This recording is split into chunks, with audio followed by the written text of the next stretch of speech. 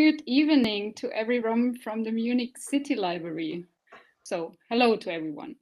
My name is Judith Stumpner. I'm in charge of the library's program work, and I'm very happy to welcome you here this evening.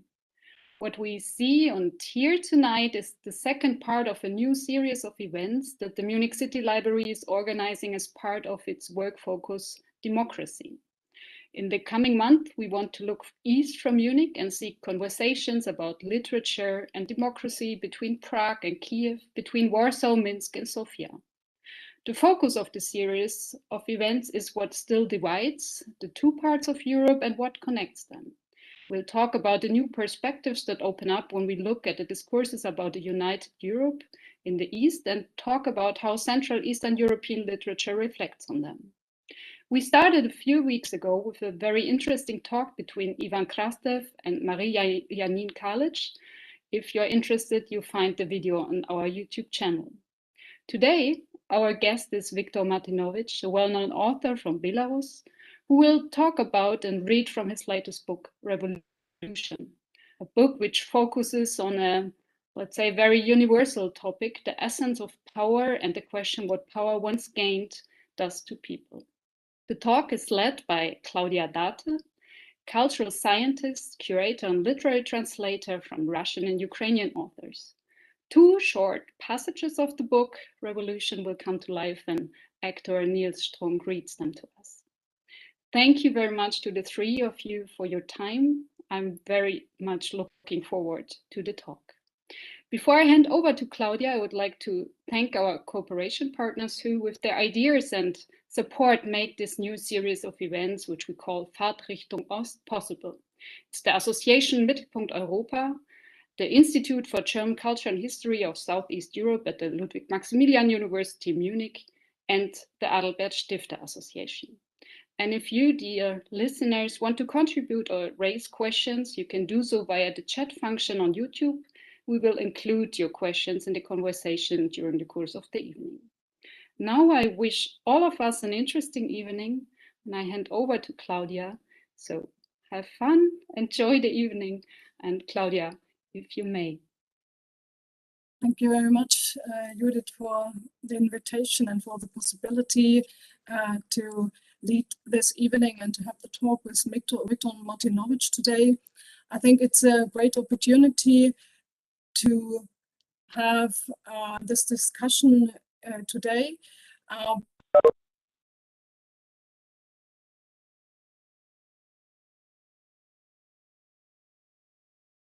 Oh, we lost our moderator. That was a short thing. She already said before that there is a huge thunderstorm in Berlin and that the connection is pretty shaky. So let's see if she can dial back on. It is me who is connected from Belarus. It is me who should disappear immediately. Oh. This would be normal, but for somebody from Germany, it's a big surprise. For us in Germany, it's quite usual in the meantime, because we know that we have much Wi-Fi than like everywhere else in the world. Okay. I'm actually in Vienna. It's a little bit better. Oh yeah. Wonderful city. Yes, it's true. It's true. But very noisy. Very noisy and very hot. Yeah. It's very hot, and it was very noisy before because I have a fan here and it's very loud because it's so hot here. Okay. That's us filling the hole. But we're still live. Chatting lively on topics which are probably interesting for somebody else, but us free. I quickly fade out. I'm sorry, I'll leave you and I try to reach Claudia. Okay, do this. So Viktor, now it's on us. Yes, okay. Let's keep chatting about something. I visited Vienna 2 years ago, and I stayed in Museum Cartier for 1 month, for 3 months actually. And it was July. It started in July, and it was awesomely hot. It was plus 45 or something. It was deadly hot. I think incredible. I think something really big happens to climate, and it's very bad because it can't be changed very quickly. Also in Belarus, it's very hot right now. It's plus 36. I'm melting in this shirt. And oh, Claudia is with us. But it's good, always good to have a chat on weather, I think. Why not? Oh yeah, I mean, yeah. Universal. We shouldn't start with politics. Maybe we start with the weather. All right. So, but you know, so probably. Yeah. So can you hear me again? Yes. Yep. She's back. I'm very sorry, but it seems to be, I don't know. So I feel very sorry. Let's continue. I just started to introduce Viktor Martinovich and wanted to say that it's a great opportunity to have today the possibility to speak not only about the current situation in Belarus, but also to have to have a book which gives us a kind of background, which gives us a kind of general ideas what power is and how the individuals have their own contribution and their own position in this game of power or in this social construction of power. At first, I would like to introduce Viktor Martinovich briefly to you. He has studied journalism in Minsk and is currently working as a political scientist at the European Humanistic University in Vilnius. He has published a couple of books, and some of them have been also translated into German, for instance, Paranoia and Morva. And in 2012, he has been awarded with the Maxim Bogdanovich Prize. And he became famous with his first book, Paranoia, which has been also forbidden in Belarus. It's the same thing as with Revolution nowadays.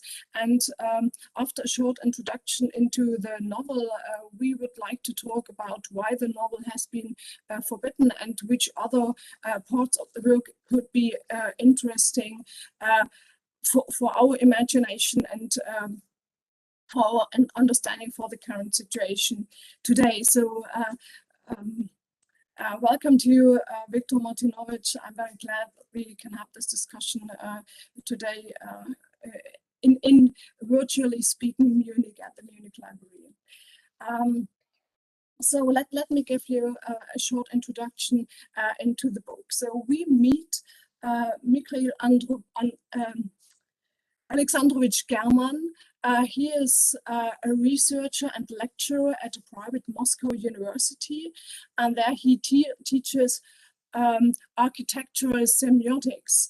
And so he is always strolling around in Moscow and reflects on the architecture and on the buildings there.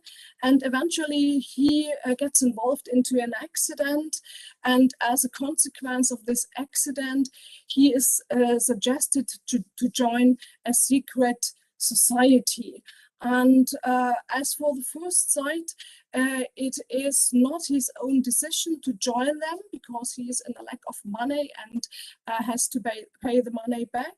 But afterwards, step by step, he gets also personally involved in the vision of this secret society, and we follow his development during the entire of the novel. It is written as a review, so German tells the story of his of getting involved in this organization to his girlfriend, with whom he has left after a couple of time.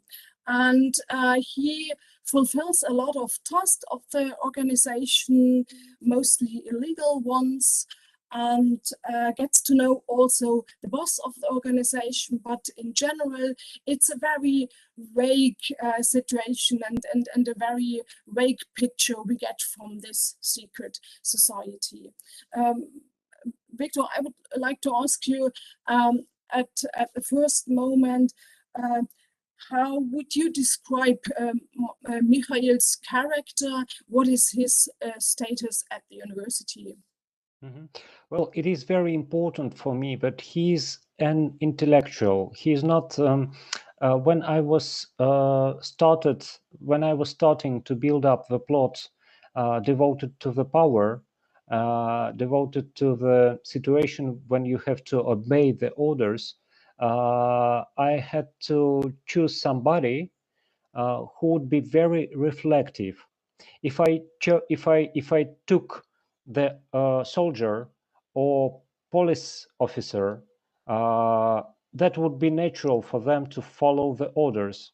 And I decided to take this personality, the personality of university teacher, as a good sample to kind of make a surgery, mental surgery, and show what happens inside people, intellectuals, reflective people who are insisted, who are seduced by power and have to follow the orders. In a way, this character is quite autobiographic for me, and it also was like that in Paranoia, because in Paranoia you see the young writer as a main protagonist.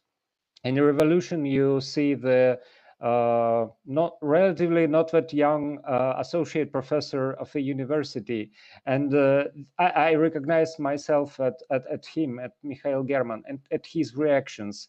So it is easy to talk about yourself. I think any good book is written about the author. You can recognize the author in his characters. So it was easy for me to follow his reactions. Okay, yeah, but as you have mentioned, we almost always link the relationship of power to somebody who leads and to somebody who will not lead, but who will just follow somebody else. And here we see in many places, we see discussions between the boss, Batya, and the protagonist, Mikhail, and it's an eye-to-eye conversation. So he not just follows him, but he also rejects, and they have intensive discussions. And let me give one quote to follow the discussion. Batya says, concerning the notion of power, if you take away people's will to power, the society sinks into a chaos of molecules in a mood of permanent consumption. Power is the only rational principle to bring the society into an order. And Mikhail is fascinated by this intellectual talks, but he's also fascinated by the imagination to be part of a bigger entity. What do you think? What attracts him by this vision of being more important, more intelligent, or more influential? Well, I think we people of knowledge, bookworms, are most vulnerable to the seducing power of power. When we who live in the weak flats, who drive very bad cars, and who are not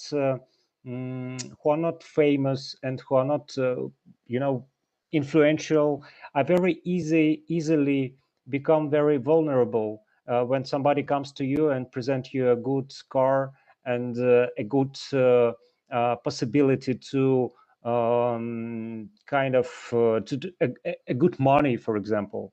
We are vulnerable because we are to be a writer right now. It means to be a monk, to get used to the idea that you are kind of a last person in the society, and it's almost like that for university professor.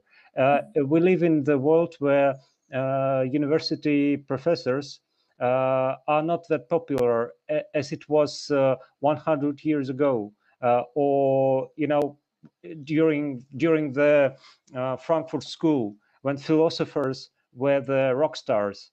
And that's why, I mean, if anybody from Frankfurt School would be approached by corrupted, false individuals, proposing them a lot of money to say the things that, or do the things that are nearly criminal, anybody of Frankfurt School will just say goodbye, goodbye, I'm not interested.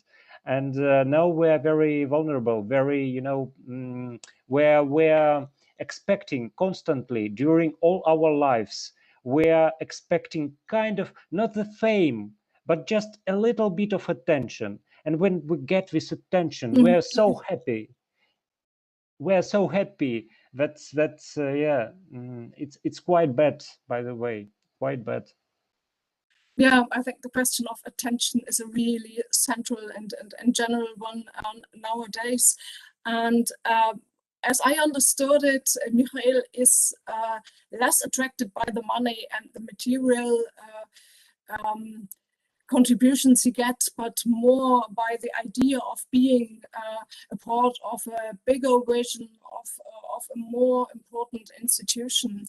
And he gets into this organization with first steps, and afterwards he makes further steps and progresses with the organization. So he has made his decision in a certain way, and there's no way back, or probably don't see the way. And let's just now come to the reading and see one of the general scenes where he makes his decision, or where he drives away from his old honorable life. So Niels, you can proceed now with the reading, please. Okay, can you hear me? Yes, good. All right, now I switch to German. Ich streckte ihm die Hand hin und dröhnte durchs ganze Gebäude. Grüß dich, Andreuscha. Und Andrei? Mein Freund Andrei, das Phänomen? Der liebe Andrei wich einen Schritt zurück und verbarg demonstrativ die Hand hinter seinem Rücken. Er sagte kein Wort. Dafür sagten seine Augen, in die ich geschaut hatte, kurz vergessend, dass ich den Menschen nicht mehr in die Augen sehen durfte, alles. Und ich bereute bitterlich. Die ganze Szene dauerte vielleicht eine Sekunde, zu kurz, um sich zum Skandal auszuwachsen, aber die Leute vor und hinter mir auf der Treppe bekamen es mit und gingen weiter. Ich nickte mehrfach durch den durchsichtig gewordenen Andrei hindurch. Den Freund, der mir nicht mehr die Hand reichen würde. Nickte und verschwand nach unten, ließ den Lift kommen, schaute oben im Bad vorbei, bestellte mir einen Kaffee, überlegte. 50, 75, doch ein 100er Cognac. Setzte mich ans Fenster und wandte mich dem Novoi Arbat zu. Eine Minute nach mir kam Andrei durch die Tür. Hierher war er also unterwegs gewesen. Er holte sich am Tresen einen Tee und wandte sich schnell von mir ab. Die Bitterkeit des Kaffees und die Süße des Cognacs. In mir breitete sich das Gefühl trügerischen, alkoholischen Wohlseins aus. Zur Not hatte ich immer noch Cognac und Kaffee. Ich hatte die Risse im Asphalt. Ich hatte die Aussicht auf den Novoi Arbat. Alles würde gut werden. Mein Handy zwitscherte los. Die Mitteilung von der Neud-Nummer war ungewohnt lang.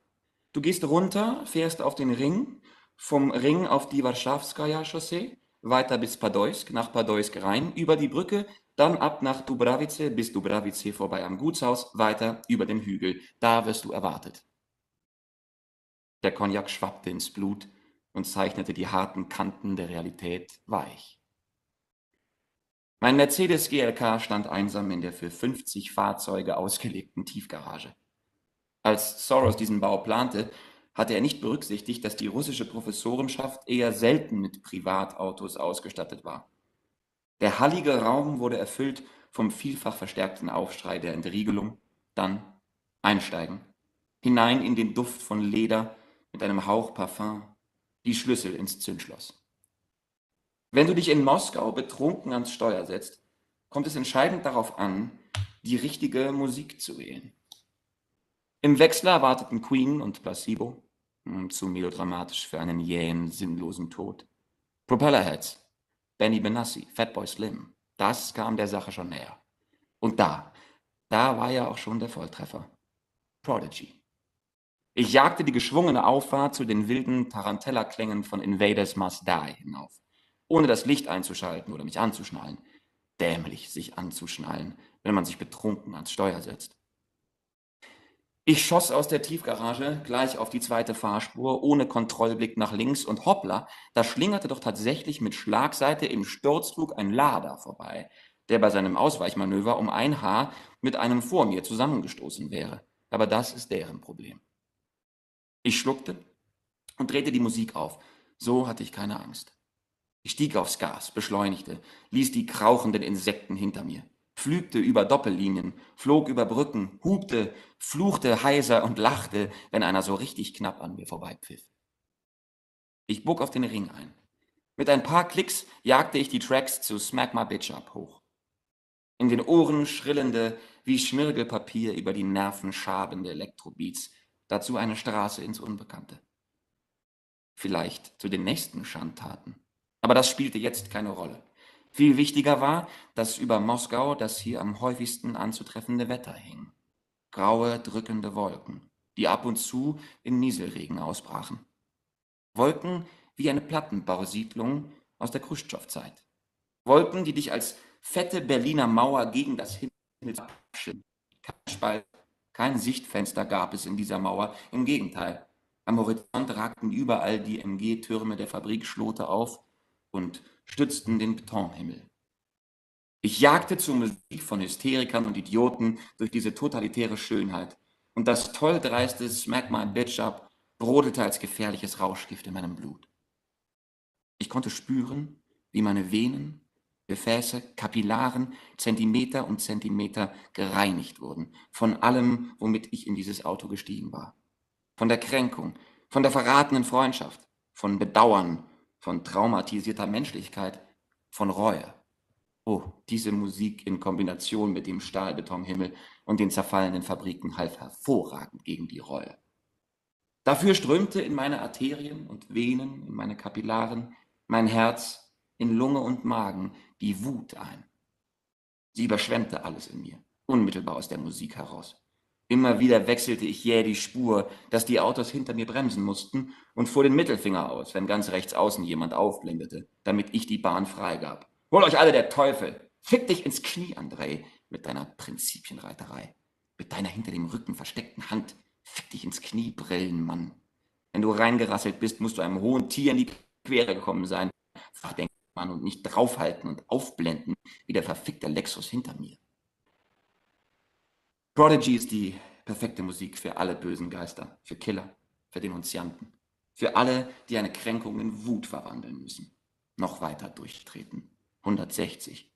Auf dem Navi blinkt Route eingeben. Die Wolken oben ziehen sich erschrocken hinter die Windschutzscheibe zurück. Ein 100er Cognac ist genau das Richtige für Raser. Wenn ich jetzt in irgend so ein Arschloch reinkrache, das vom Beschleunigungsstreifen reinzieht, wenn ich irgendwo eine Oma, ein Schulkind oder einen Bullen platt mache, scheiß drauf. Ich hab das ja, nein, ja. Also bin ich fein raus. Die schreiben hintenrum an den Dienst mit den 3 Buchstaben und erklären, dass ich mit einem Auftrag unterwegs war, im Dienstwagen, dienstliche Notwendigkeit. Ich könnte jetzt gleich diese geschminkte Tussi in ihrem Lader in den Straßengraben schicken. Einfach so, aus Jux. Und mir würde nichts passieren. Aus dem Weg, Himmelhuren! Mal Batja fragen, wie viele Brillenschlangen ich hinter Gitter bringen muss, dass er mir ein Blinklicht aufs Dach zaubert. Blaulicht reinhauen und ab damit. Über diese beschissenen Datschenbräuler drüber.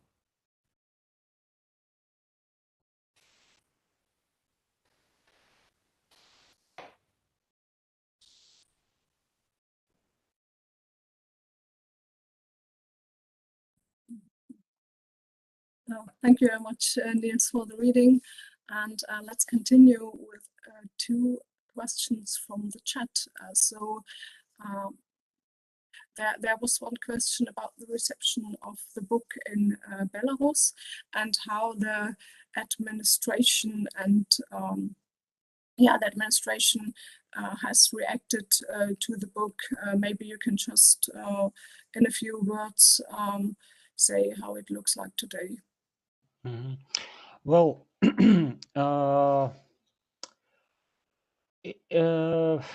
it was semi-banned. The book was semi-banned. This is a proper word, because it started with very good sales, very good numbers of volumes sold.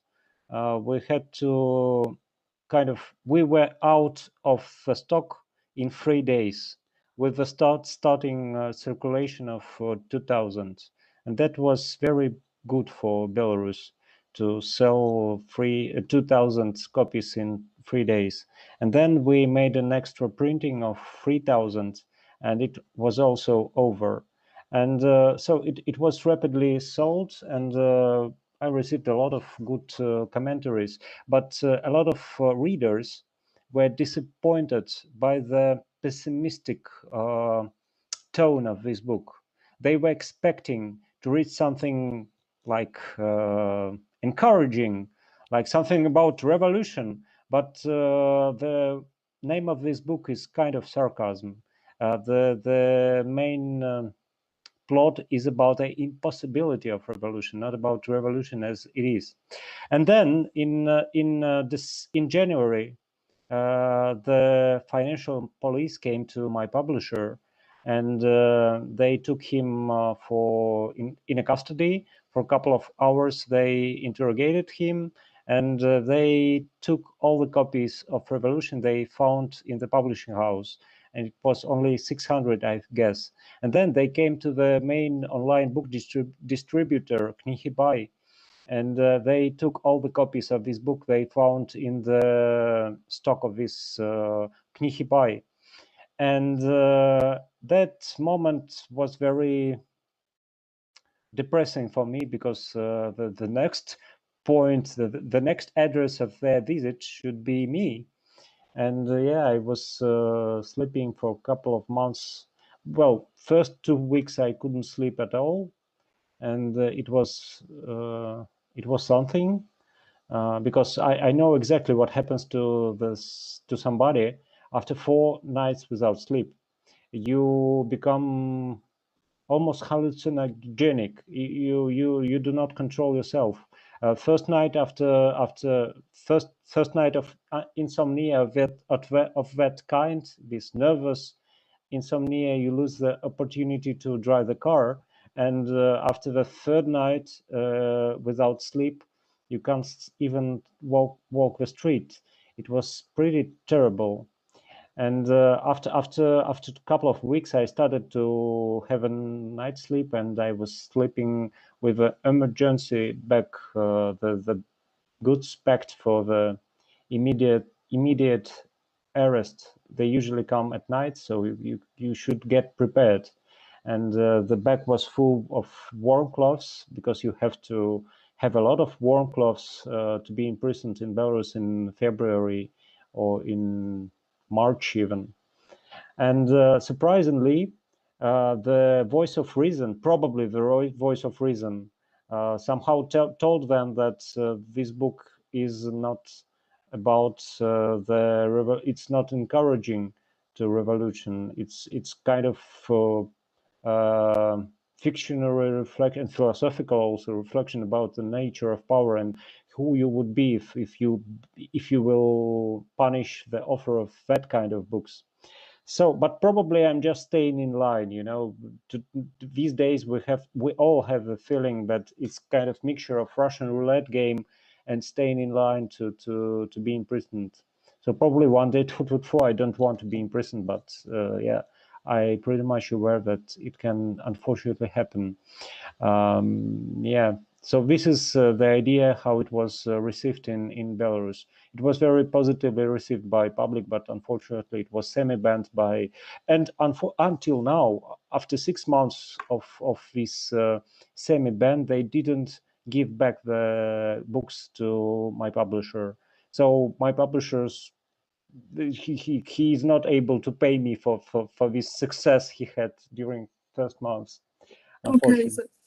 so we shall have a crowdfunding action to get him refunded for the loss of money he has suffered from.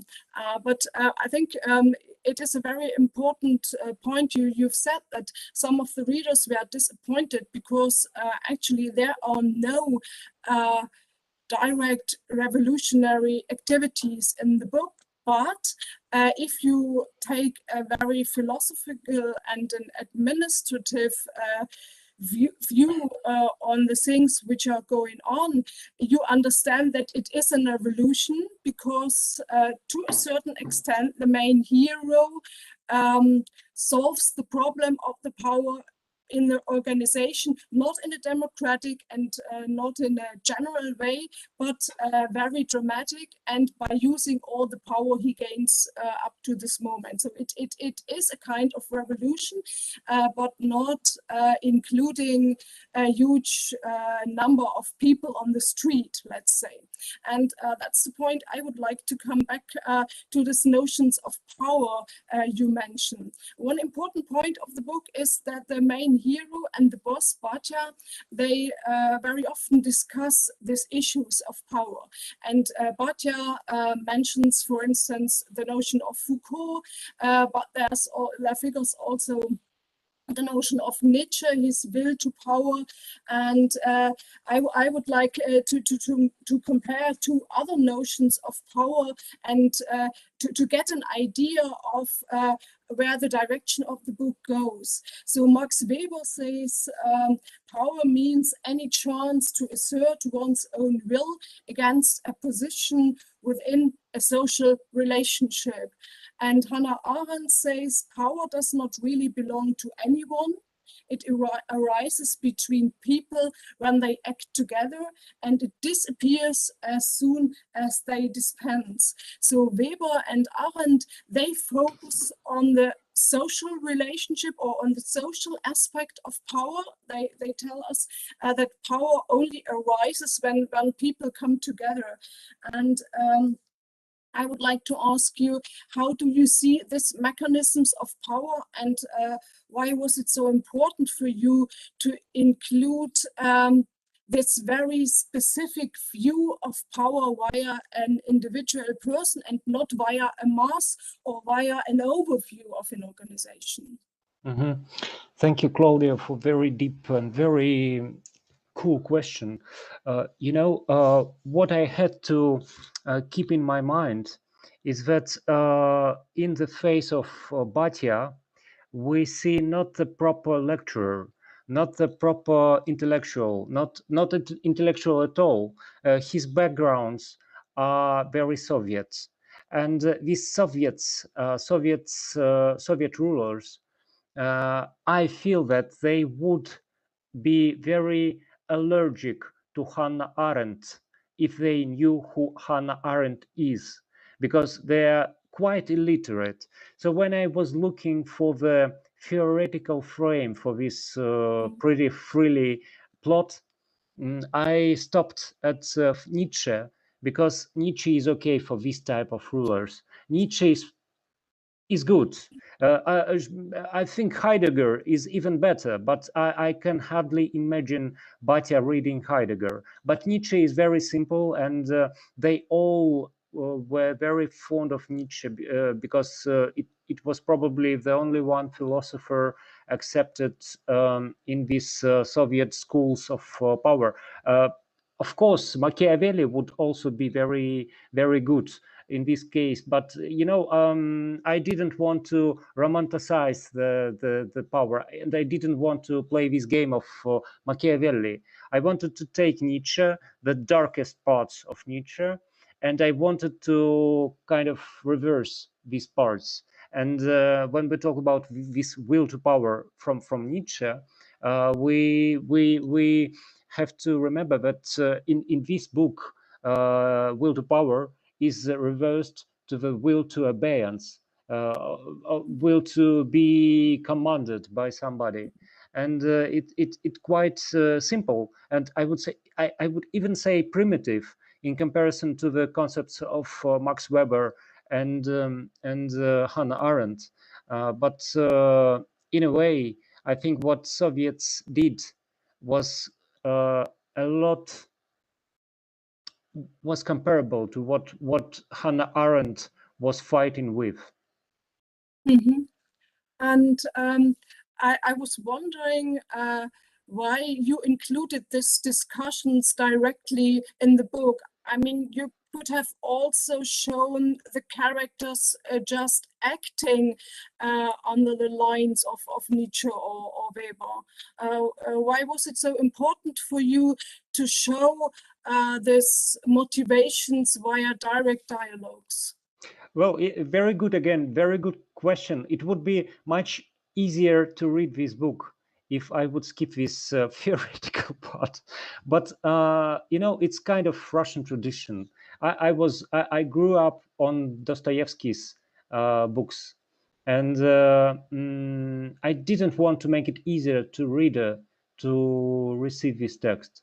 I wanted the reader to make some work together with me, as Dostoevsky was doing with his characters and his books. And when we remember this legend from Karamazov's about the Great Inquisitor, we see that he also was very fond of theoretizing inside the text, instead of just making his heroes doing things silently, which would be more modern, I think. Yes, and you have said in one of your interviews that in post-Soviet societies, you never know where corruption and informal connections lead over to governmental structures or official structures. And I ask myself while reading the book, where are the official structures? Because they don't figure officially. So I mean, the story is told from the position of Mikhail, and he doesn't focus on that. So we don't have somebody who tells us something in the third position. It's only his position, his view. But this governmental structures, they don't play a role at all.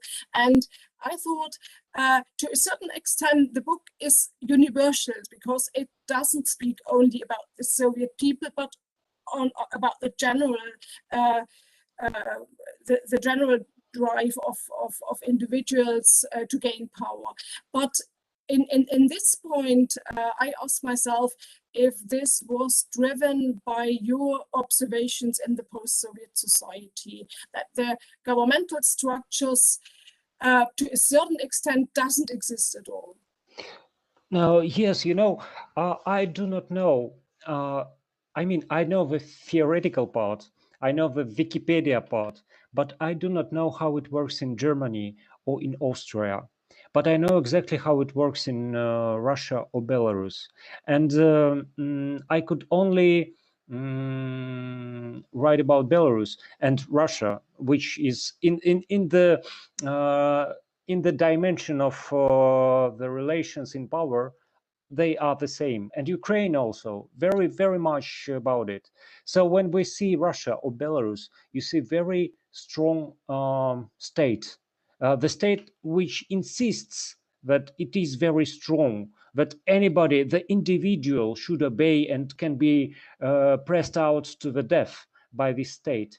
But at the same time, when it comes to the institutions, the way they work, and here is Foucault. Here we see the Foucault raising.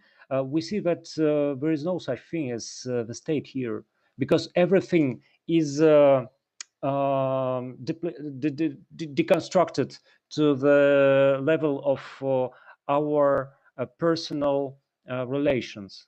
And you know, when I ask myself, what is Belarus? What is Belarusian state? I can answer only with you know, I feel the state when I cross the border and see the custom officer who is searching my bag. This is a state. When I drive the car and I'm stopped by the police, this is a state. And if I know this officer, I can kind of crack this system. And this is the way how it works in Russia. They do not see the state. They see only the connections. They see only the connections. And that's why actually we can talk about mafia in Italy, and we can hardly define the mafia in Russia, because everything is mafia. Or Ukraine also, the same situation, unfortunately.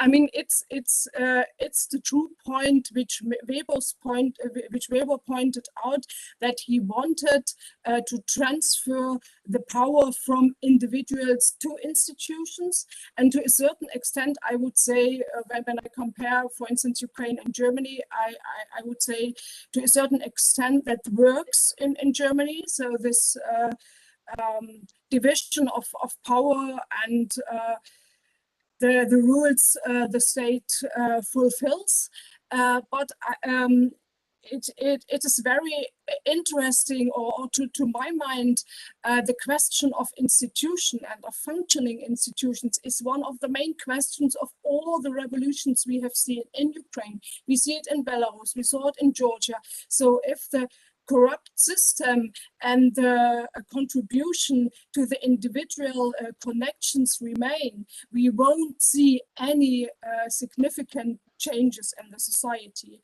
And I would like to ask, because you have written a book which focuses very much on this individual decisions a person makes towards the power or towards gaining power. What do you think personally, how should be shaped the relationship between individual contribution and the contribution of institutions to a functioning society? Well, I think the better model for us is Weber.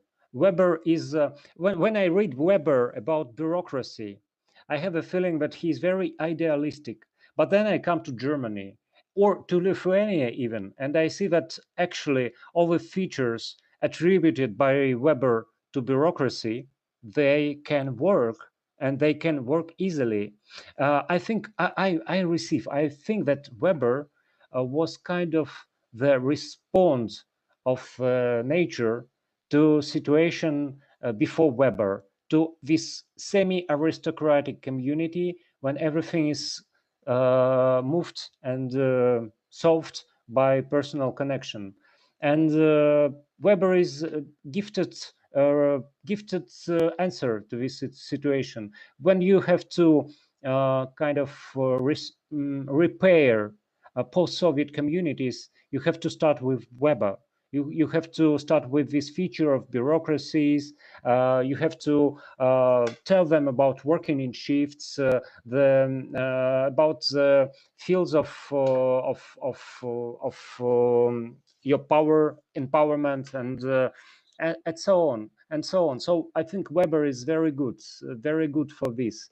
And after Weber, after the society and bureaucracy accepts, and nomenclatura accepts Weber, you can move on further on to new public management, for example, towards some more openness, to more mediated decisions, and so on. But you have to start with Weber. I also think so. I would like to come back to some other features of the book.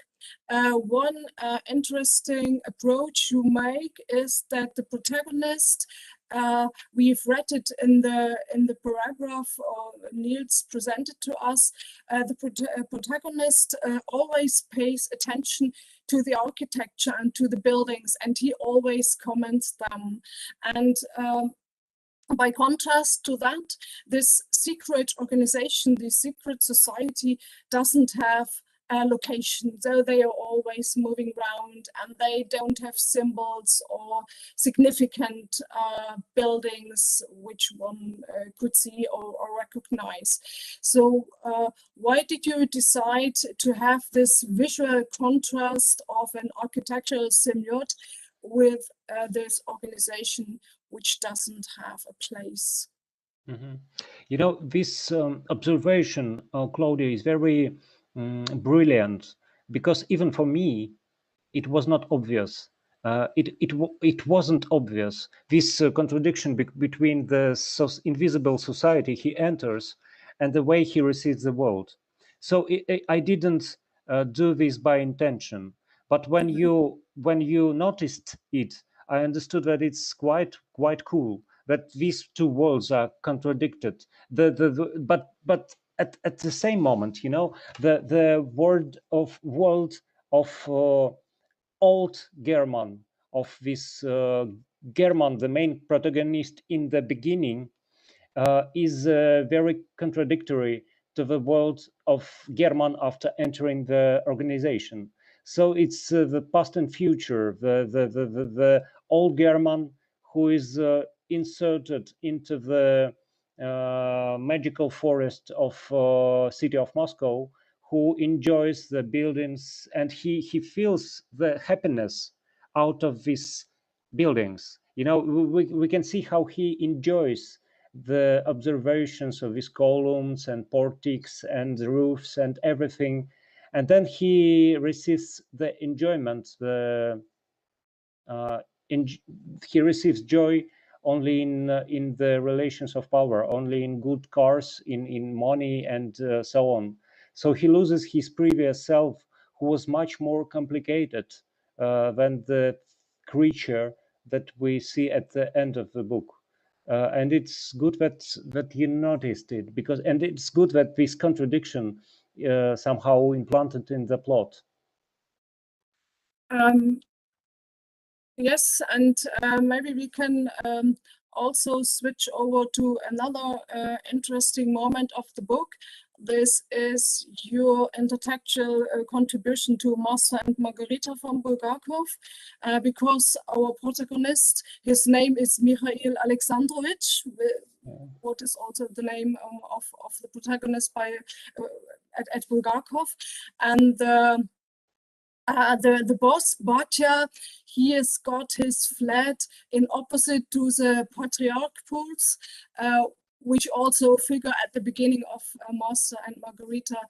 And I would like to ask you, why did you choose Bulgakov for this intertextual contribution, and did you want to continue his diabolic history of city of Moscow being under pressure? Mm-hmm.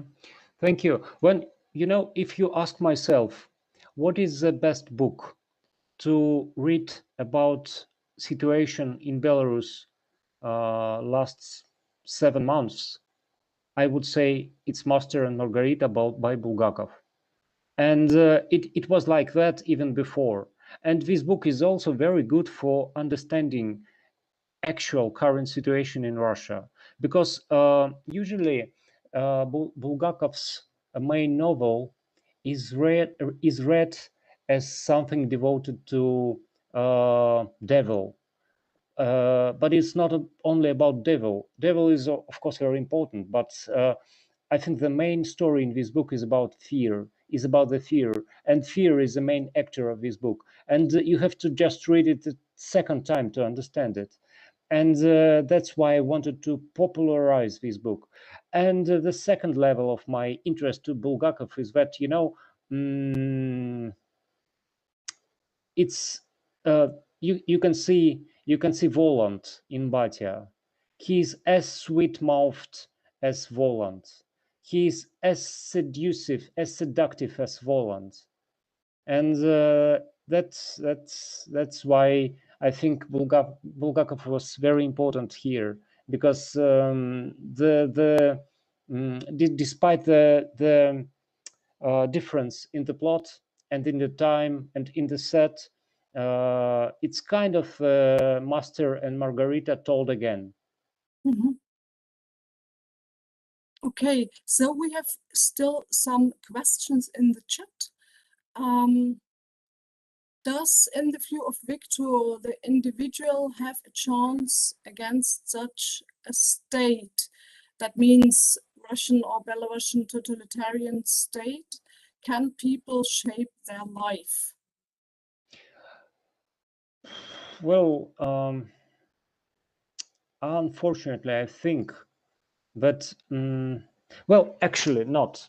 I would say I would begin with the observation that probably everybody, even the citizen of North Korea, is the master of his own life. And it is him who decides whether to be happy or unhappy.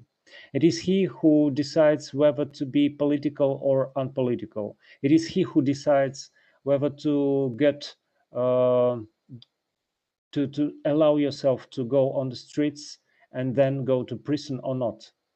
So it's it's more or less the rules of these games, of this game called life, are the same everywhere.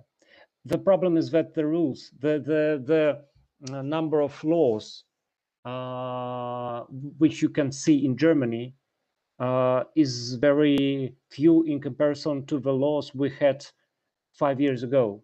And in comparison with the situation we had 5 years ago, now we do not know exactly what action you does will lead to the prison. So there is no law anymore. It's just a law of, of some kind of counter sanction operation. And that gives you not so many chances to be the master of your own life, because any moment somebody else can come to you and make very dramatic things about your personal biography. But what I think I should do, because it's a question about not about the theory but about your personal actions, is try to stay happy, because you can't live unhappy for half of your life. And this situation lasts for since 1994, 25 years. So what I came to is that I came to the village and I started fishing, and I started to read in the books and watch my favorite TV series. And despite I know exactly that tomorrow I can be arrested, I try to catch my moments of happiness, just to know that I didn't miss something important. And the second very, very, very important foundation of my life is that, I don't want to do or say anything that can produce a harm to other people. So I don't want to make something under this kind of pressure, which I will be sorry for after a while. I'm pretty much sure that this will end one day. This will one day end. And my question is, what phase I will meet these changes with? This is it. Mm-hmm. And in one of your articles, you have written for another project for the Federal Agency of Political Education. You wrote that you expect the changes to come only after 15 years. So you expect that the next generation will have to try again and again. And after 1994 and 2020, there will have to be a next attempt to break down this post-socialist system. Why are you so pessimistic that it will need a next generation and 15 years more to change the system?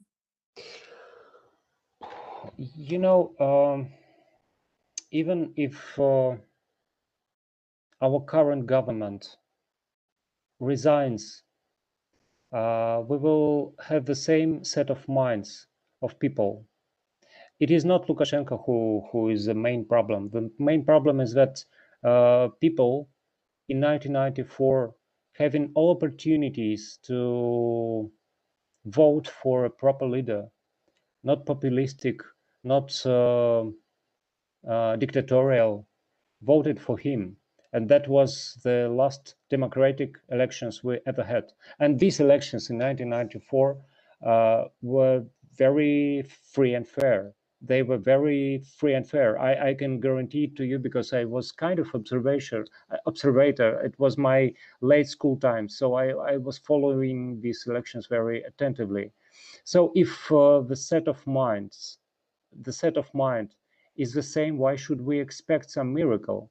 And what I see as a main problem is this Stalinist fear, which we can see in Master and Margarita.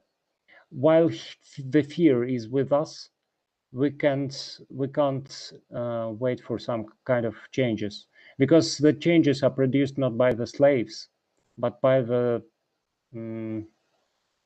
free people. And the main instrument of losing the freedom is the acceptance of the fear. And fear is here, and he is strong, and even much stronger than it was 5 years ago. So even the government goes, even if the government goes, we will still have some kind of a prison around us. That's why I'm not that. I do not allow myself to be any optimistic, and because when I'm an optimist, I start to say like an optimist and behave like an optimist. And what I say as an optimist may encourage somebody for some kind of actions. And if somebody encouraged to some kind of actions imprisoned for my words, it's a problem of me, not the problem of somebody who encouraged. Okay. There's still one more question from the audience, and it sounds like that. Where the idea of the book come from? Was the first thought to write something on the concepts of power? Can you please repeat it? I didn't get it. Okay. The question was where the idea for the book came from. If you did you have at first the idea to write something about the concepts of power? Mm-hmm. Well, the idea came immediately after my first book of Paranoia, was banned in Belarus. So I wrote my debut novel, and I presented to the public, and it was my most honest book. It was so naive. It's a love story, and it was so naive. And the moment the book was released, I am like any debutant, was very eager to receive some feedback, and I received a ban as a feedback. And after I received the ban, I received hundreds of comments of my fellow colleagues, writers, fellow haters, readers, who were supposing me of making a PR on this ban. So they were saying, "No, the book is not banned. It's Martinovich doing his PR." And I was sitting as I'm sitting now, and waiting for somebody to come to me to interrogate or whatever. And they were blaming me in PR. Come on, I mean, come on. What? Who should make this PR campaign? The right now when the when the publisher is interrogated and the books are taken for expertise by official this system. So why? And that was the moment when I started to think about the mechanisms of first mechanisms of this ban, and the second, the mechanisms that made me kind of being so afraid of this ban. And that this set of thoughts led me to the reflection about the power, as because the power is something in such situation which lays on the bottom. When you drink all the cup, you see the essence, and the essence is the power. So this is it. Mm-hmm. Yeah, that could be the word of conclusion for our discussion now. But I would like to ask Niels to read the last passage. which brings us back to this figure of architecture and recognizing the buildings and the world around us. And afterwards, I would just ask you, Viktor, immediately or directly after Niels, to have the final part in Russian.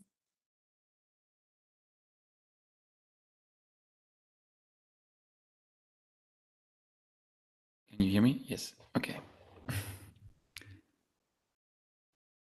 Es ist so poetisch hier.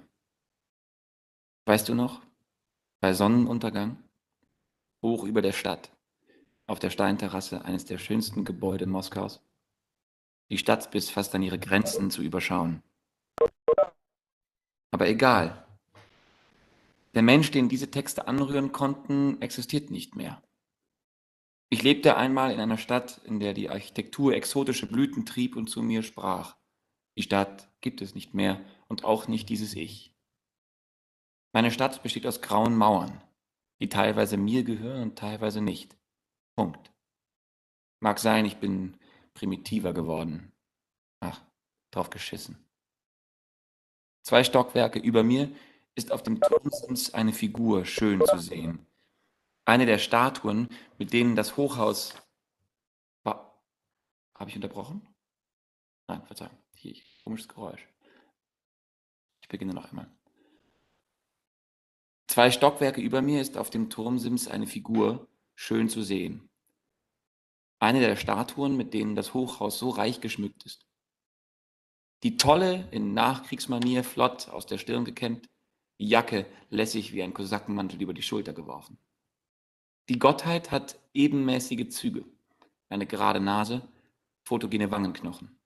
Sie blickt in den Sonnenuntergang, dessen erkaltender Aufguss von Minute zu Minute stärker wird. Einen Sonnenuntergang, der meinen Schreibtisch, während ich diesen Text beende, mit hellblauem Single Malt überschwemmt. Um den Mund dieser Gottheit spielt ein feines Lächeln, ein Abglanz des Glaubens daran, dass das Reich der Gerechtigkeit und des Glücks, die Eroberung des Kosmos und die Mondlandung schon bald, noch zu ihren Lebzeiten, Wirklichkeit werden. Ich trete ans Fenster, schiebe die Vorhänge beiseite und stelle mich hin wie er. Die Beine breit, die Brust geschwellt. Im Moskau von heute schwellt wohl kein Mensch mehr so die Brust, nur noch diese Statuen. Die Arme vor der Brust verschränkt, den Kopf leicht in den Nacken geworfen. Die Sonne senkt sich immer tiefer hinter die Hochhäuser der schrecklichsten und wunderbarsten Stadt der Welt. Wir lächeln. Wir sehen entschlossen nach vorn. Wir wissen, die lichte Zukunft ist schon angebrochen.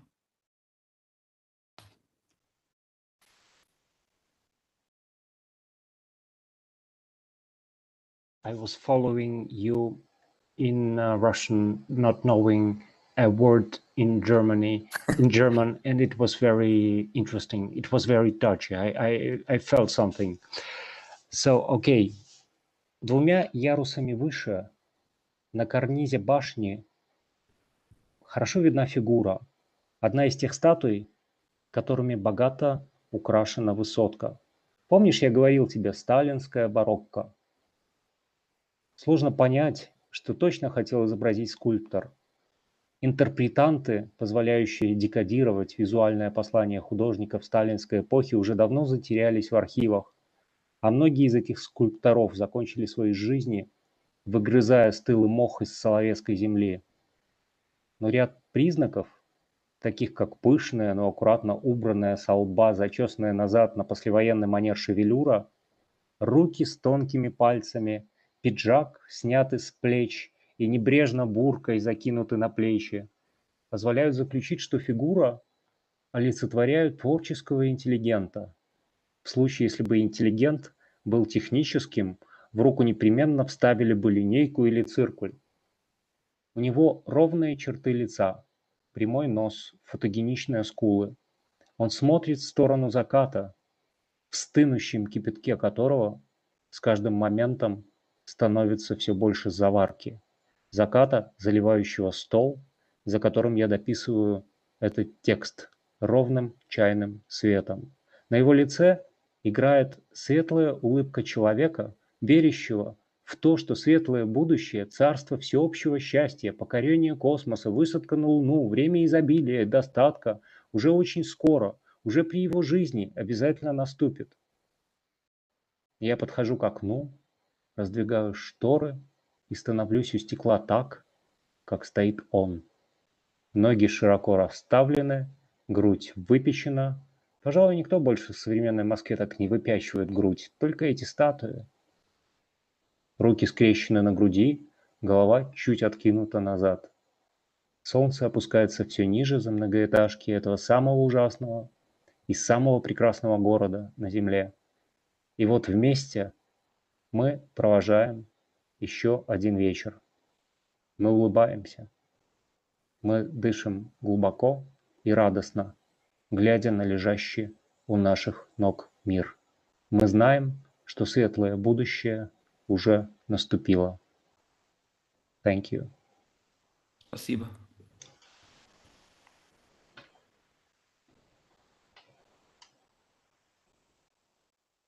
Mikrofon. Claudia, wir hören dich nicht.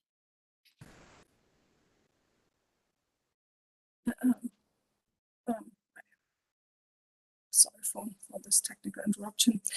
Thank you very much for the reading in Russian about the future which is going to come. And I would like, just for the final part, remind you of the book of Viktor Martinovich, which has been published by the Roland and Quist publishing house and translated by Thomas Weiler. And I would also like to use the opportunity to give you how to mention Master and Margarita. As you have heard from Viktor Martinovich, this is the book which is very closely linked to revolution, and maybe the first draft or the part which was before it. And as we have spoken a lot about power today, I would also like to recommend you Andreas Antos' Theorien der Macht, where you can come back to Max Weber, Hannah Arendt, Foucault, and also Machiavelli, about whom we didn't speak today so much. I thank you very much for being with us. Thank you, Viktor, for the interesting insights. And there were also grateful words from the audience towards your explanations today. So thank you very much. And I hope we will continue the talk later and during another occasions. I would like to give back to Judith Stümpner now for the final word. The final word. Yeah, from the Munich City Library also. Thank you very much to Viktor Martinovich, Claudia Dathe, and Nils Strunk for this very interesting evening, the talk on concepts of power, the situation in today's Belarus, the touching readings, and of course, in general, the talk about the Book Revolution. The video of this talk will stay on our YouTube channel, so please spread the word. I think it's worth seeing. And we will continue the series of events called Fahrtrichtung Ost in autumn. The dates still need to be set, but I can already tell that we are looking towards Hungary and Czech Republic in the next 2 talks. We do hope that we see you again for these occasions, and till then, all the best to you, Viktor, to your family, your friends, to your work. We wish or hope that the Book Revolution finds many more readers. Thank you again to Nils and Claudia. Thank you to our cooperation partners, and of course, thank you to the audience who was interested in the talk. Take care, all of you. Goodbye and have a nice evening. Bye. Thank you for the invitation. Goodbye. Thank you. It was an honor for me. Thank you.